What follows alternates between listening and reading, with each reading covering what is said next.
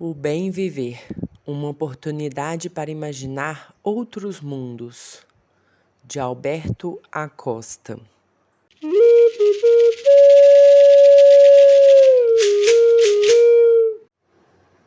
Capítulo 1.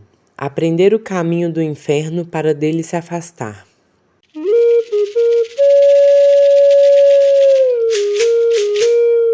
Mesmo que o mundo fosse desintegrar amanhã, ainda assim plantaria minha macieira. De Martinho Lutero. Na América Latina, nas últimas décadas, surgiram profundas propostas de mudança que se apresentam como caminhos para uma transformação civilizatória. As mobilizações e rebeliões populares, especialmente a partir dos mundos indígenas equatoriano e boliviano, caldeirões de longos processos históricos, culturais e sociais, formam a base do que conhecemos como Buen Vivir no Equador ou Vivir Bien na Bolívia. Nesses países andinos e amazônicos, propostas revolucionárias ganharam força política e se moldaram em suas constituições sem que, por isso, tenham se cristalizado em ações concretas. Neste livro, O Bem Viver, Buen Vivir ou Vivir Bien também pode ser interpretado como Sumac Causai, Quichua, Suma Camanha, Aimara ou Yandereco, Guarani, e se apresenta como uma oportunidade para construir coletivamente uma nova forma de vida.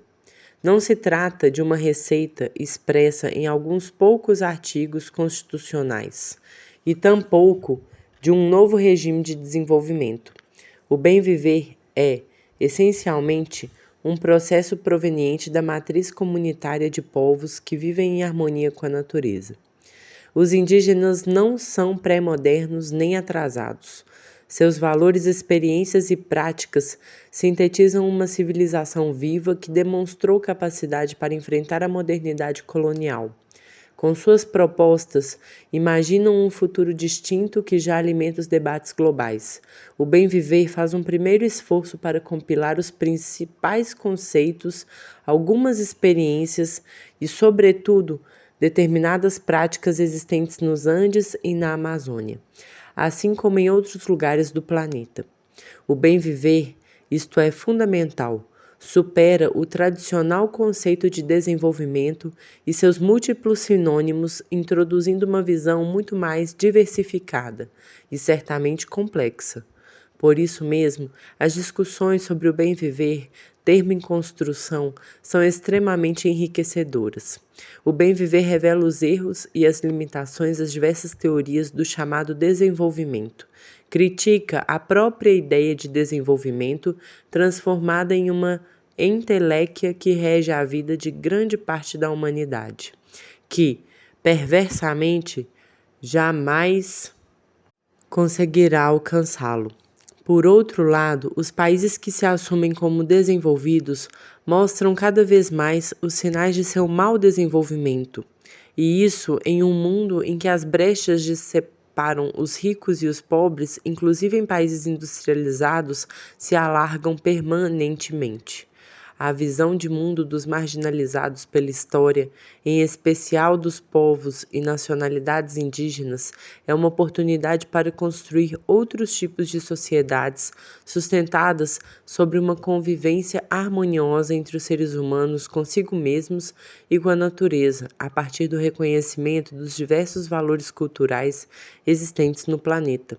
Ou seja, trata-se de bem conviver em comunidade e na natureza. No Equador, as nacionalidades são entidades históricas e políticas que têm uma identidade, idioma e cultura comuns, e vivem em um território determinado mediante suas instituições e formas tradicionais de organização social, econômica, jurídica, política e de exercício da autoridade. Por outro lado, os povos indígenas se definem como as coletividades originárias, formadas por identidades culturais que as diferenciam de outros setores da sociedade equatoriana. São regidas por sistemas próprios de organização social, econômica, política e legal, Em uma nacionalidade, podem existir diversos povos que mantêm características essenciais comuns, como o idioma, mas com outros elementos que os diferenciam entre si. O Equador é composto por 14 nacionalidades indígenas: Andoa, Zápara, Quichua, Siona, Secoia, Cofán, Guaronani, Chiuar, Chuar, Achuar, Chati, Epera, Tzátila e Auá. Mas será possível e realista implementar outro ordenamento social dentro do capitalismo? Estamos falando de um ordenamento social fundamentado na vigência dos direitos humanos e nos direitos da natureza, inspirado na reciprocidade e na solidariedade. Dentro do capitalismo, isso é definitivamente impossível. Apenas colocar o bem viver na Constituição não será suficiente para superar um sistema que é, em essência, a civilização da desigualdade e da devastação. Isso, no entanto, não significa que o capitalismo deve ser totalmente superado para que, só depois, o bem viver possa se tornar realidade. Valores, experiências e práticas do bem viver continuam presentes, como tem sido demonstrado ao longo de 5 séculos de colonização constante. Para entender as implicações do bem viver, que não pode ser simplesmente associado ao bem-estar ocidental, há que recuperar a cosmovisão dos povos e nacionalidades indígenas. É importante conhecer alguns de seus aspectos primordiais, o que será feito ao longo do livro. Antes, porém, vamos esclarecer alguns pontos. Sem assumir que o Estado é o único campo de ação estratégico para a construção do bem viver, é indispensável repensá-lo em termos plurinacionais e interculturais.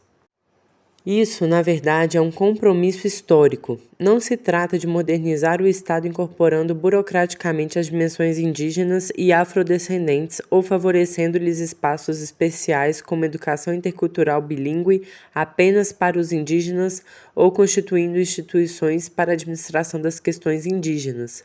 Para construir o bem viver, a educação intercultural, por exemplo, deve ser aplicada a todo o sistema educativo, obviamente, porém, com outros princípios conceituais.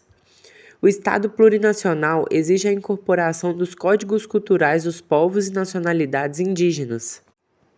Ou seja, há que se abrir as portas a um amplo debate para transitar a outro tipo de Estado que não esteja amarrado às tradições eurocêntricas.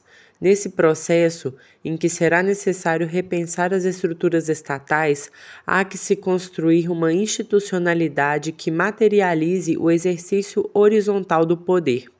Isso implica cidadanizar individual e coletivamente o Estado, criando espaços comunitários como formas ativas de organização social. A própria democracia tem de ser repensada e aprofundada. A questão continua sendo política. Não podemos esperar uma solução técnica. Nosso mundo tem de ser recriado a partir do âmbito comunitário. Como consequência, temos de impulsionar um processo de transições movido por novas utopias. Outro mundo será possível se for pensado e organizado comunitariamente a partir dos direitos humanos, políticos, econômicos, sociais, culturais e ambientais dos indivíduos, das famílias e dos povos, e dos direitos da natureza. A superação das desigualdades é inescapável. A descolonização e a despatriarcalização são tarefas fundamentais, tanto quanto a superação do racismo profundamente enraizado em nossas sociedades. As questões territoriais requerem urgente atenção. O bem viver aposta em um futuro diferente, que não se conquistará com discursos radicais carentes de propostas. É necessário construir relações de produção, de intercâmbio e de cooperação que propiciem suficiência, mais que apenas eficiência, sustentada na solidariedade. Deixemos claro que, tal como reza a Constituição equatoriana, o ser humano, ao ser o centro das atenções, é o fator fundamental da economia. E, nesse sentido, resgatando a necessidade de fortalecer e dignificar o trabalho, abole-se qualquer forma de precarização trabalhista. No entanto, esse raciocínio está incompleto. E aqui surge um elemento chave: o centro das atenções não deve ser apenas o ser humano, mas o ser humano vivendo em comunidade e em harmonia com a natureza. As pessoas devem organizar-se para recuperar e assumir o controle das próprias vidas. Contudo, já não se trata somente de defender a força de trabalho e de recuperar o tempo livre para os trabalhadores, ou seja, não se trata apenas de opor-se à exploração da mão de obra. Também está em jogo a defesa da vida contra esquemas antropocêntricos de organização produtiva, causadores da destruição do planeta.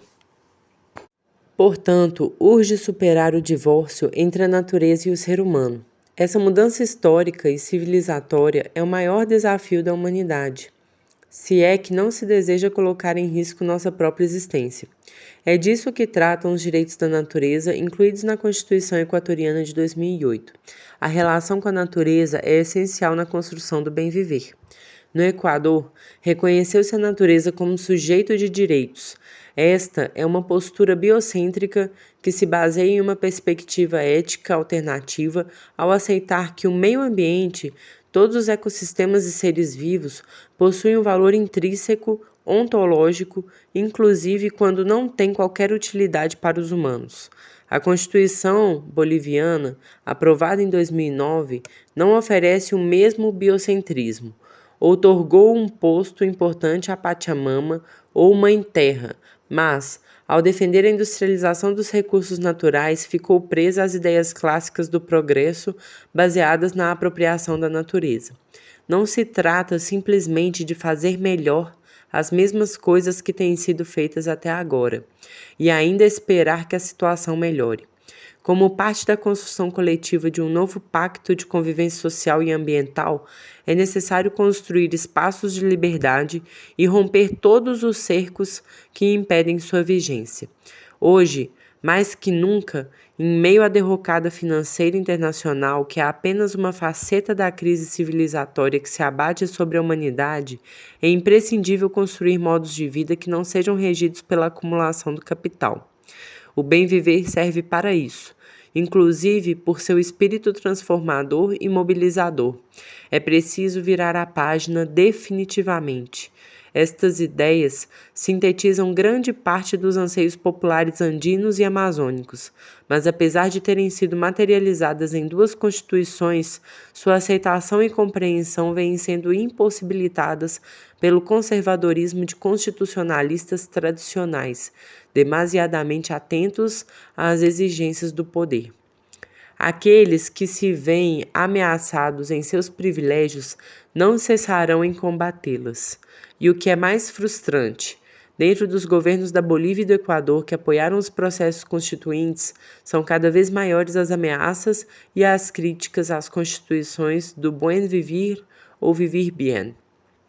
O bem viver enquanto filosofia de vida é um projeto libertador e tolerante, sem preconceitos nem dogmas. Um projeto que, ao haver somado inúmeras histórias de luta, resistência e propostas de mudança, e ao nutrir-se de experiências existentes em muitas partes do planeta, coloca-se como ponto de partida para construir democraticamente sociedades democráticas. Para trilhar um caminho diferente, é preciso superar o objetivo básico e os motores do modelo ocidental de desenvolvimento. Deve-se propiciar uma transformação radical das concepções e linguagens convencionais do desenvolvimento e, sobretudo, do progresso, que nos foram impostas há mais de 500 anos. Wolfgang Sachs disse em 1992: a flecha do progresso está quebrada e o futuro perdeu seu brilho. O que temos pela frente são mais ameaças que promessas.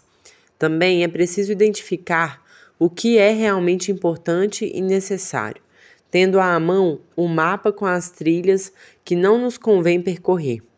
Aprender o caminho do inferno para dele se afastar, como recomendava Nicolau Maquiavel há 5 séculos.